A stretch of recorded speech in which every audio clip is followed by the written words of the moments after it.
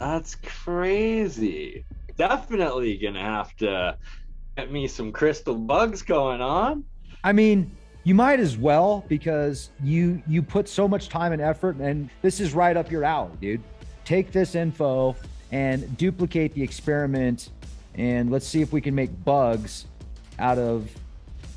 I've created some things in some of my alchemy jars. They look alive. It looks like different corals almost grown out of metals and all sorts of weird different things, starting with just salt, distilled water, and a couple of metals, whether it's zinc, copper, gold, silver, or iron, or a combination of them. And it's like, how the heck do all of these different things manifest out of it? Yeah, and if you read this, it sounds like what you're talking about. Essentially, that'll be like the primordial soup of, hey, you just have water and electricity and some base metals, and boom, out comes life, or out Hairy comes all these insects. different.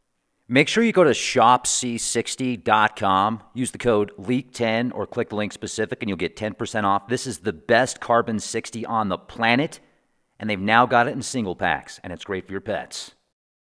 Free shipping, third-party tested, organic oils, performance does matter. Try the ultimate antioxidant protection today. Did you know that C60 is the most powerful antioxidant known?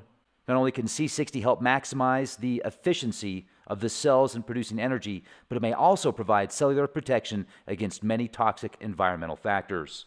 This unique structure makes C60 a free radical sponge with the ability to neutralize free radicals and reset itself again and again. Get some. Use the code LEAK10. You'll be glad you did. Hey, everybody. I'm Rex Bear. How the heck are you? Beautiful night out here in Southern Colorado. And we have a wonderful guest with us, a regular, but far from regular, Mr. Bernie, the Mad Alchemist. He's really happy. And check out BurnEye, the Science Guy on YouTube. What are your latest YouTube channels, Bernie? Okay, so I actually YouTube restored my second account, so I have Crypto Alchemist back, which is pretty awesome. Hopefully, one day I'll get Bernard Conkin, my original, back. So I've got Crypto Alchemist back as the main channel. I'm up to 3,000 subs on there, so thank you, everybody. And then the second channel is BurnEye, Mine's Third Eye, Science Guy, and almost at 1,000 now on that one. Still going, but I think I'm close to 800 on it, so doing all right. But if those want to go over and give me a like and subscribe, it is appreciated. Aha, there we go. That's Crypto Alchemist. You can Ooh, up see to I'm already subscribed and I already hit the bell for all notifications. And that's what I would thank recommend you, people sir. do. The science of sound is something we're going to be talking about today. You said you were wanting to get on that, and it's a series I've been working on now. The last one I did was about a month ago, episode 420, 4.20, and it was on the solfeggio frequencies and highlights of all the other episodes. And then the first one that I'm going to do with you, Rex, as well as we'll have the alien scientist on and autodidactic, and we'll try to make it live on all of them. So we'll have over 1 million subscribers across the board watching it. But we'll make that one episode 4.32 for the Schumann resonance. And you do a lot of research into the Schumann resonance. Do you want to talk about a little bit of it right now, just to give some reference and preface of your knowledge of what the Schumann is? So the Schumann resonance is kind of like, metaphorically speaking, you could say it's the heartbeat of the earth. It is connected to electrical energies, and a lot of people think that it's connected to the lightning storms around the world. And I would say there's definitely some connections there, but it's been acting wild for the past few years. I mean, there's been some extreme spikes, and if there are those types of spikes with a heartbeat, it might cause a heart attack. So in that sense, I don't know if we could use it as a term of the heartbeat of the earth, but I really think that that's what it is. That's what I know, the little that I know. So that's fascinating. That's why we have to figure out what this science of sound really is and what the different frequencies are and what they mean. And then what number, 7 something you were saying? It's 7.83 hertz typically is what the Schumann resonance is, 7.83 hertz, whereas the 432 hertz is what some people consider like the magical frequency. But here's a diagram of the Schumann resonances in the Earth's atmosphere. You can see right here the 7.83. Okay. 14.1. Interesting. And then 20.3. But most people will base the Schumann resonance off of this number right here, 7.83 hertz, which is an extremely low frequency. They're also, what we've discovered so far is they seem to be the same frequencies as specific light wave colors and band waves as well. This is a Schumann resonance right here. This is a graph showing, and there's a lot of blackouts on it, but the Schumann resonance, this is a spectrogram system. And there's actually several different locations you can see from California to South Africa, and they measure the Schumann resonance. And like I said, it's usually right about 7.83, but it has been spiking substantially over the past 3 years. There's been some major increases in it. Now, the 432, like you're mentioning, though, is such a sacred number. And also, if there's a king list from Berosus, which is the priest of Bel-Marduk, he wrote about a king list of 10 kings that ruled for 432,000 years. And that's what most of the cathedrals are tuned to, 432. I think you even had mentioned that before. Yeah. 3 of the solfeggios are 936, 369, and 639 as well, which are some of Tesla's biggest numbers back in the day, is the 369, and that those turn out to be these specific solfeggios, and that a lot of the solfeggio numbers or frequencies, when they put those Hertzian frequencies into sound music, people say either heal them or sometimes agitate them, depending on which one of the solfeggios it is. And then also the 432 is another one that people have put into the music and claim that it's more relaxing, that it calms the nerves a lot more, and that I guess you can kind of get into the feeling or the mood of the music a lot more in these specific ranges of frequency. Check this out right here. So generally, this solfeggio frequency has been proven to be a healing frequency since it reduces anxiety, lowers the heart rate and blood pressure, and that's referring to 432 hertz right here. It is a frequency that encourages the synchronicity between both brain hemispheres, which increase intuition, insight, and creativity. Now, that's the science behind 432. I like that. The assumption that it wasn't 432, if 417 hertz, but that's 417, where 432 is not on there. And it's also the chakras. Apparently, the solfeggio frequencies are also the same chakra frequencies. And I asked a few people, and they're telling me that these specific frequencies, which are also the chakra frequencies, are the same wavelengths as the corresponding colors to the chakras, but the color of wavelength itself, which is very, very interesting, and could be why some people see different colors when listening to music and sounds, is if you're putting in that same frequency that is a color wavelength, that your brain would then interpret it as such. Let's take a look here. Let's analyze this. For this type in music, the, what do you call it? The solfeggio? Solfeggio. Solfeggio. Solfeggio. The solfeggio. Solfeggio. Also called solfa or solfeo, among many names, is a music education method used to teach oral skills, pitch, and sight reading of Western music. So it's a form of solemnization, a distinct syllable to each note of a musical scale. Various forms are in use and have been used throughout the world. So the solfeggio is the most common convention in countries of Western culture. It's a method used to teach oral skills, pitch, and sight reading. Solfeggio. The English. It sounds like a pasta. It does. So delicious.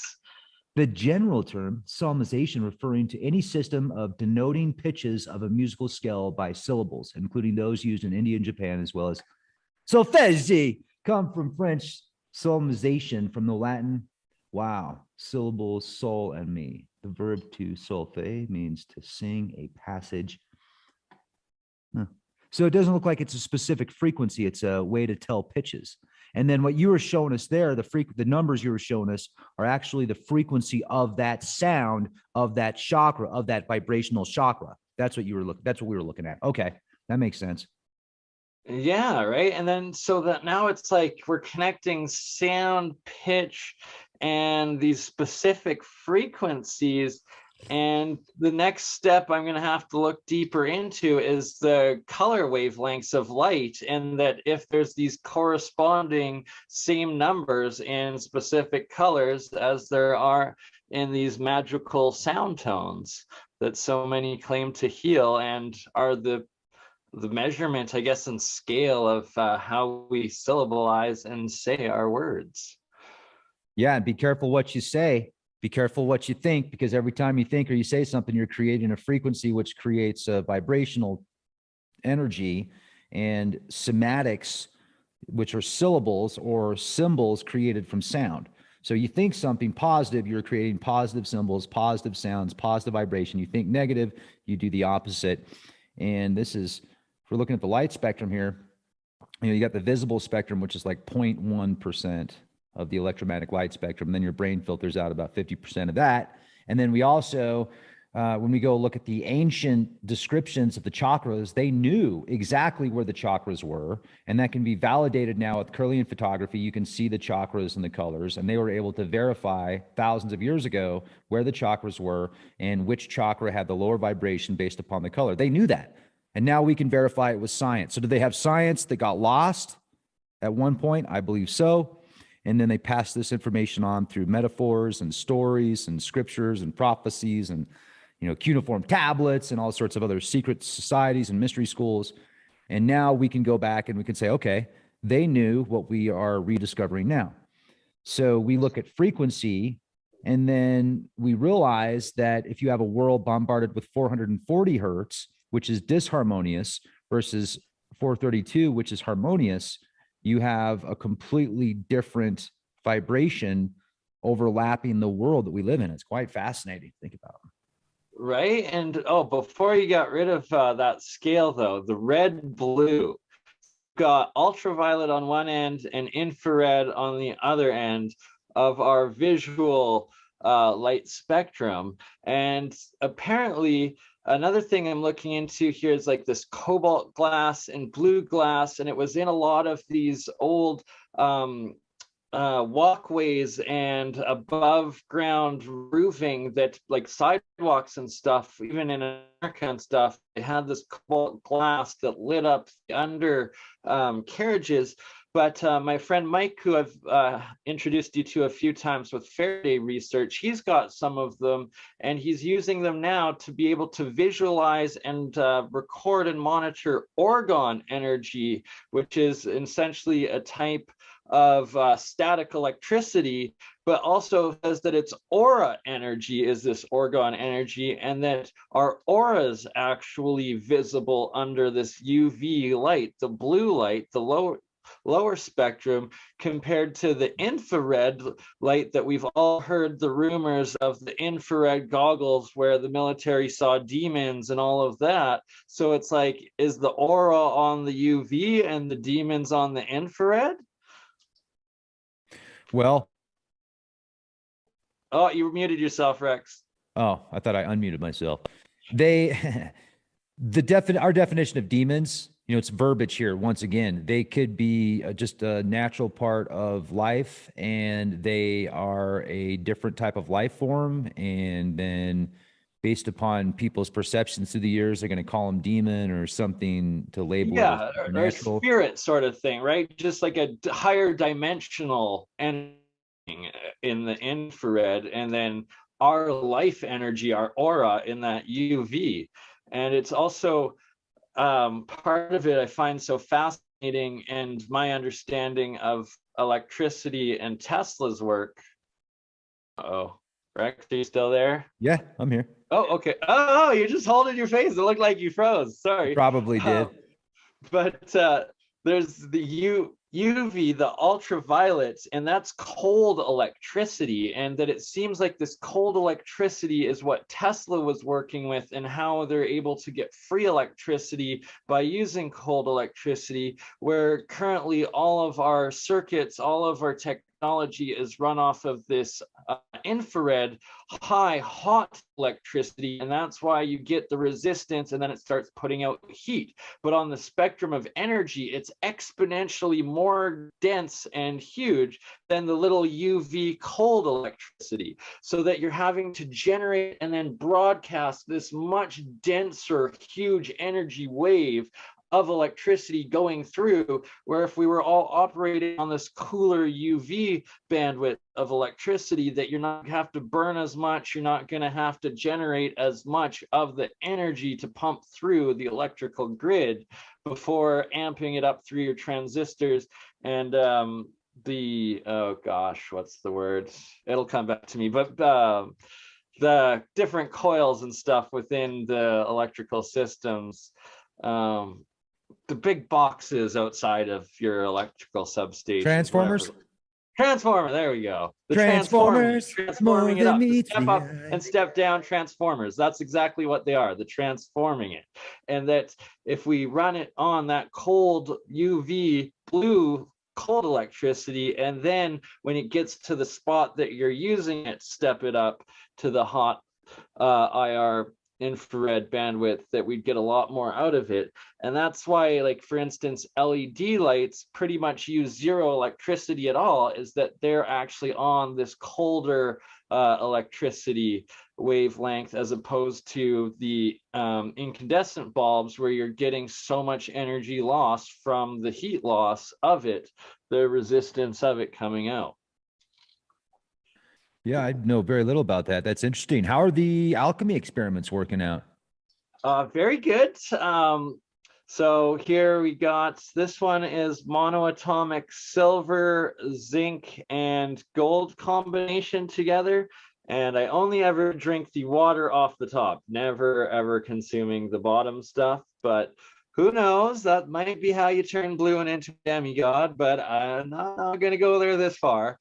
But drinking the colloidal water, I'm currently here, not in my lab, I'm at my girlfriend's place. I have to stay here the last 2 weeks because both of my parents came down with the... as for other alchemy experiments, in my yard, in my backyard experiment lab, I've connected a couple of saltwater jars together with different anodes and cathodes, and it's been bubbling, producing electricity for about 2 weeks now. So I'm going to measure the currents and come up with the voltage through it, but there's nothing connected to it, no outside power source, and that I've been starting to generate electricity just from having this monoatomic matter in the bottom of it, and then connecting a couple of cathodes to each other. And so I'm working on creating saltwater batteries that potentially, if once I get the measurements right and do a couple scale models of it, that essentially when you connect them in series, there's, even if the initial reaction is putting out like a half a volt, even if it's sustained for 2 weeks, and then you connect 12 of these systems together in series, that's 6 volts. You connect 24 of them together in series, that's 12 volts. That just out of simple metals and salt water, potentially creating a battery that lasts 2 weeks with 12 volts charge out of it, and could be something huge, right? And then in my garden over the year, using this water on a couple of the plants, I had a lettuce plant grow 5 feet tall. Like the lettuce ourselves, my dad kept picking off and like making salads out of, but I have pictures of this plant and it's almost as tall as the sunflowers. And then there's a couple of kale plants that I also watered with it, and they're about 5 times the size of the surrounding kale as well. So some pretty fascinating stuff coming out with these experiments this year. Yeah, that's great. Are you going to grow some new stuff? Yeah, so I'm gonna set up here because we're going into winter, obviously in the northern hemisphere, especially up in Canada. It might be fall in the U.S., but we've already got actually had 3 frosts up here in Calgary so far. It Through snowed up the September, street from us last night. yeah, right. Yeah, Yeah. it's getting cold. So come springtime, or like maybe January, February even, my dad's got a bunch of grow lights downstairs in our house. So I'm gonna start doing some controlled experiments of doing some seeds with regular water, seeds with the colloidal waters. And then I'm also going to do seeds with regular water that's been microwaved. And I'm also going to do seeds with the diatomic water, where this is the monoatomic, the white. There's also the metals oxidize and turn blue, where it turns diatomic. And that's what I theorize is the very poisonous stuff that people get heavy metal poisoning from. So I'm also going to try doing some seeds under the diatomic water, another control, to see if it's at least poisonous to plants and whatnot, because there's so many different variables. We got to test them all. Nice. And so are you going to do a book on that? Like how are you going to? So I've been encouraged by Bob Grenier. He runs the Martin Fleischmann Memorial Project, Martin Fleischmann being one half of Pons and Fleischmann, who originally discovered cold fusion. But he's based out of England, and he's a well-renowned academic in the LENR, low energy nuclear reactions, the keyword for real research on cold fusion and academia, because cold fusion doesn't exist. But he's been encouraging me to publish in journals, and that I will be able to publish under him. So that will be quite awesome to actually put it out there in the scientific community as well. Oh, that's great, man. Sounds like you're doing a lot of really cool stuff. I would really like to see you put a lab together and have a live stream constantly going where you could show your different experiments, right? You could show your different formulas, and you could have it all detailed as much as possible, all the info as possible. And then maybe you could try those experiments that were done by Andrew Cross and Michael Faraday, where they were creating insects out of crystals and low energy. You haven't seen this is right up your freaking alley, bro. Okay, I'm showing you right now. This is gonna blow your freaking mind, dude. This is insane. Rex research, bugs from crystal experiments. Anthony Cross. It was in the 1800s when he did it, and then Michael Faraday duplicated the experiment, and then what? Yeah, so cool. Isn't Rex research great, by the way? Yeah, I like it. Here we go. Let's see, pull this up. And I have no affiliation with this website. So this is it, Andrew Cross, and they created insects essentially out of sounds and frequencies, and this is showing what they did. How they did it. It was an accident. They did not mean Michael Faraday meant to duplicate the experiment, and he did, but Andrew Cross did not mean to do this. And he got so much ridicule that he wrote a letter to the science community. He's like, look, I'm just telling you what happened. I'm not trying to get fame or fortune for this. This is what happened. And if you want to give me a hard time about it, then clearly you guys don't know what science is. You're just following you're following your own agendas, and you're fluffing your own egos. And he was pretty pissed, very respectable. You can read the letters that he sent out. And this is this is it right here. That's crazy. Yeah. Definitely gonna have to get me some crystal bugs going on. I mean, you might as well, because you put so much time and effort, and this is right up your alley, dude. This is right up your alley. So take this info and duplicate the experiment, and let's see if we can make bugs out of, like, here, where's it at? Let's read about this here. Let's pull up. Because, like, I've created some things in some of my alchemy jars that, like, they look alive, and it's like it looks like different corals almost that have like grown out of metals and all sorts of weird different things. And it's like I'm starting with just salt, distilled water, and a couple of like metals, whether it's like zinc, copper, gold, silver, or iron, or a combination of them. And it's like, how the heck do all of these different things manifest out of it? Yeah. And if you read this, it sounds like what you're talking about. Like I'm reading it as you're talking. This chapter right here, after some months, electrical action, gelatinous silica enveloped both wires, but in much greater quantity at the positive pole. And in about 8 months from the commencement of the experiment, on examining these two wires very minutely by means of a lens, having removed them from the solution for that purpose, I plainly perceived one of these insects upon the gelatinous silica on the silver wire and about half an inch below the surface of the fluid when replaced in its original position. Yeah, this is sounding exactly like what I've been doing and seem to be coming up with. Listen to this. Yeah, Listen to this weird. real quick, and then I want you to take over, brother. In 1837, Andrew Cross reported to the London Electrical Society concerning the accidental, spontaneous generation of life in the form of a curious genus insects while he was conducting experiments on the formation of artificial crystals by means of prolonged exposure nanu to weak electrical current throughout numerous strict experiments under a wide variety of conditions, utterly inimical to the life as we know it. The insects continued to manifest. The great Michael Faraday also reported to the Royal Institute that he replicated the experiment soon afterward. All notice of this phenomenon ceased to be reported, and the matter has not been resolved since then. Resolve it for us, Bernie. Oh my God, that's like the best description I've ever heard of the sort of stuff I've been coming up with and creating on mine.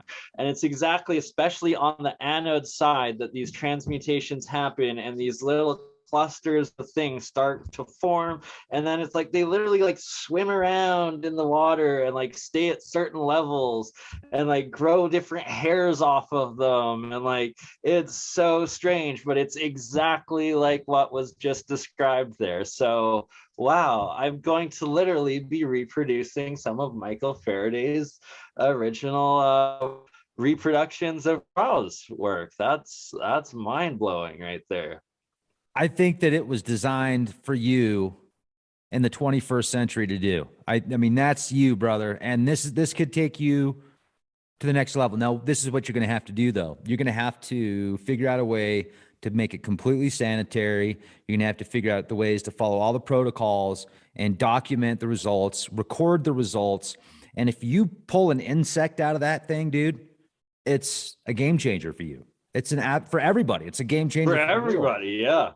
So essentially that'll be like the primordial soup of, hey, you just have water and electricity and some base metals and boom, out comes life, or out hairy comes insects, different creations. Yeah. And like, wow.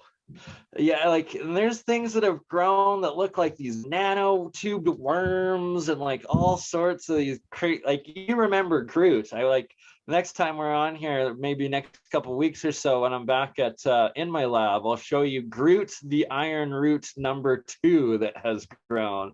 And it was just an iron nail, and then it's like this big brain thing has grown off the top of them, and then like all these hairs coming off of them and stuff. Kind of looks like a jellyfish but then like all other tubular like leg looking things. Like it looks like Groot the root #2. I like that. Well, yeah, cool, man. I just want to hear more about what you've been doing. Tell us more about the science of sound and your experiments. And next time we get you on the show, which will be soon, we can maybe dive back into Tartaria, maybe.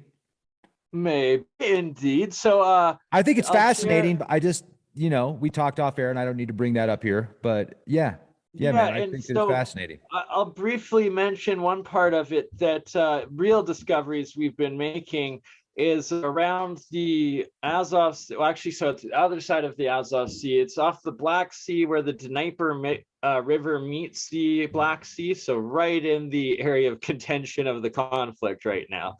And it goes up, and then right by the city of Dnieper on the Dnieper River in Ukraine is where we've started mapping it, and we've got about 250 kilometers mapped out on Google Earth of that segment of the star fort, what we're calling Great Wall of Tartaria, but essentially it's a Great Wall of these star forts, where it's the same wall formation that the original Wall Street in New York was made. It was a wall of these ramparts, these star fort walls, and it's the exact same rampart walls, 250 kilometers of it that we've measured in Ukraine of it, and every single kilometer there's one of these batteries, the same batteries from Battery Park in New York, and that like the base of the Statue of Liberty is on, these star fort batteries, one every kilometer along this wall through Ukraine. And then we pick it up as well in Siberia, and we've measured another 200 kilometers of this wall in Siberia. And it's like, if it connects from both of those, that's over a couple thousand kilometers that this wall of star forts will be, that has zero history, like zero official history. There's a couple like what seem like references to it in these ancient Greek traveling books and trading books that seem to like mention a description of what it sounds like. So it's at least a few thousand years old.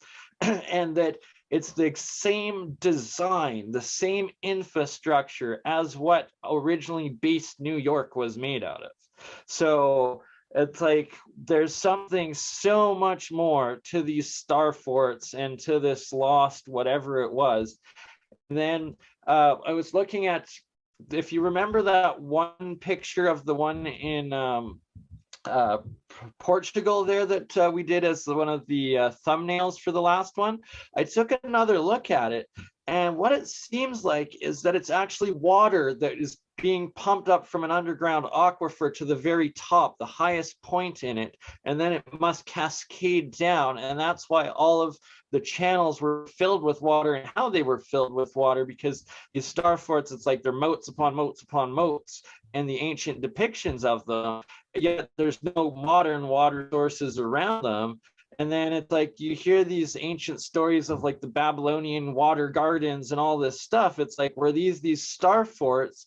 And that there's another story of the Solomon's Temple, the original Holy of Holies, that twice a day this underground fountain popped up right in the center of it, and water came gushing down out of and flowed through the whole city.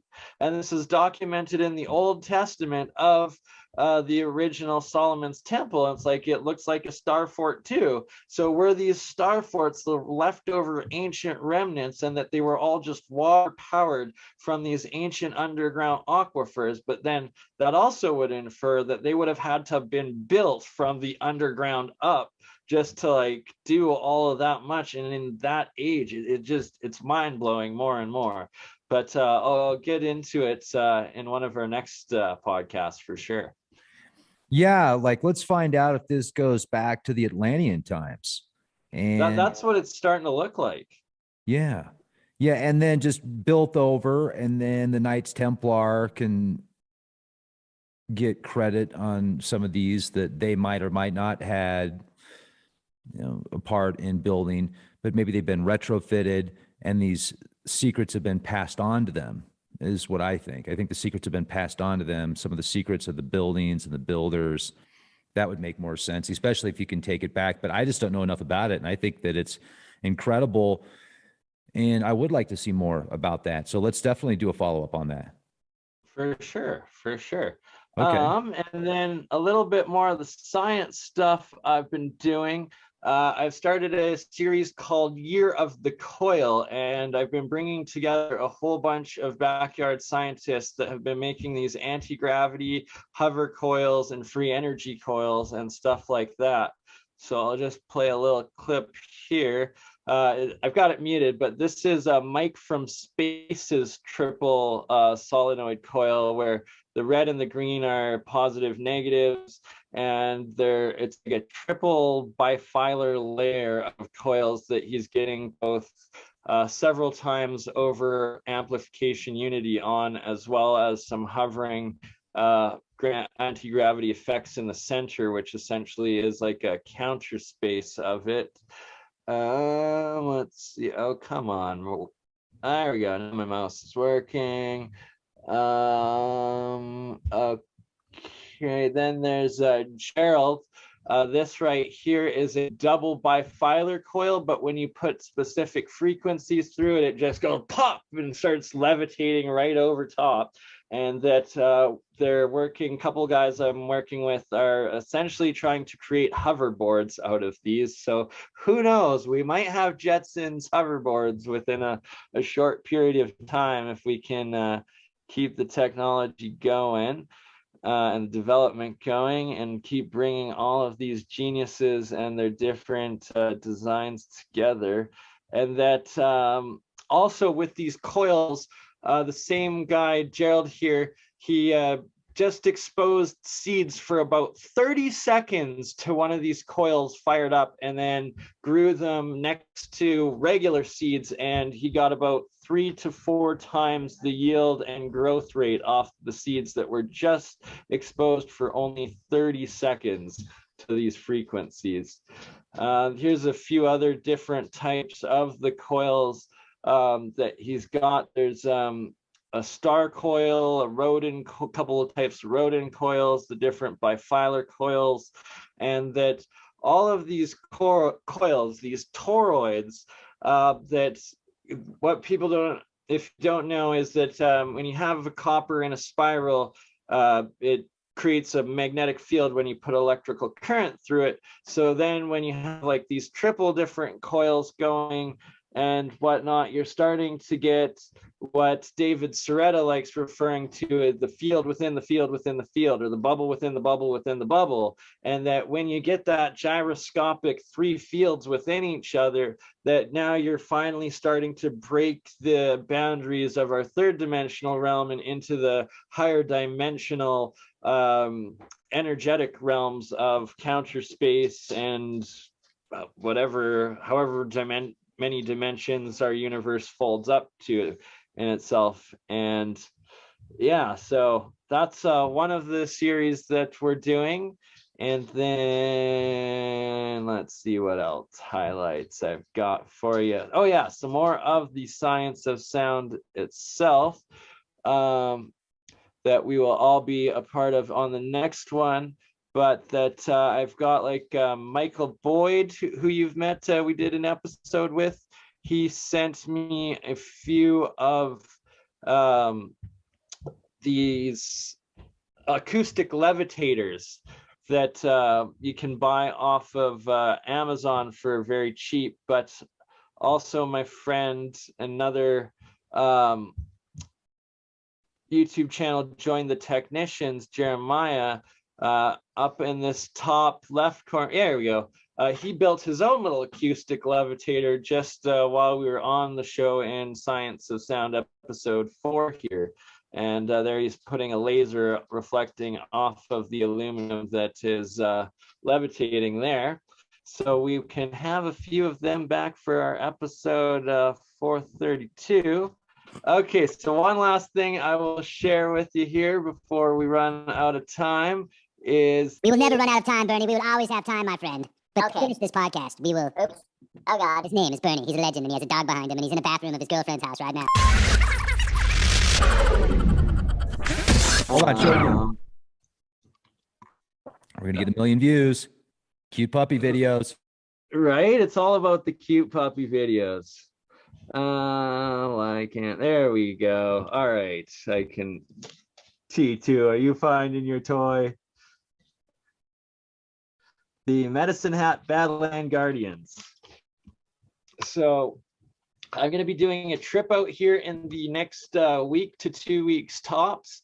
We measured this on Google Earth, and the face itself is about 300 meters in size, and it's about 1 kilometer from the chin of one to the eyebrow of the Olmec up top. So I'm going to be taking a drone out there to try to get up and get the images of. But then more importantly, what I'm going to be looking for is these the geoglyph sites here, and verifying Fairham's lines, these geoglyphs that he claims to measure out and put the angles of, that then map out to all of the other sacred sites in the world, thus verifying that this isn't pareidolia and that it's actually extremely advanced, ancient, lost high technology in construction, and that it's supposedly lines of megalithic stones where he takes the length of it and the degree angle of it from north, east, southwest, and then plots them out. And this one right here, you can see goes directly to Hawaii, directly to the tip of the Baja Peninsula, and to the coast of the east coast of Canada, and as well as like a little island in Hudson's Bay there. And that there's so many more of these geoglyphs that apparently plot out literally across the entire world, including all the way over to Egypt and the Egyptian pyramids. Oh, I think I passed that part already, but basically this territory right here is all of the geoglyphs plotted out from the Medicine Hat Badlands in Alberta, Canada, where you have Hawaii, you have Luxor, Egypt, you have the Giza pyramids, you have the tip of Greenland, you have Mexico City, you have Cuba, you have the Azores and Canary Islands, and it's like, how do just random lines of stone in some little valley in Badlands in Alberta magically reproduce all of these numbers? I'm really looking forward to seeing what you find out there. And do you have an aerial camera?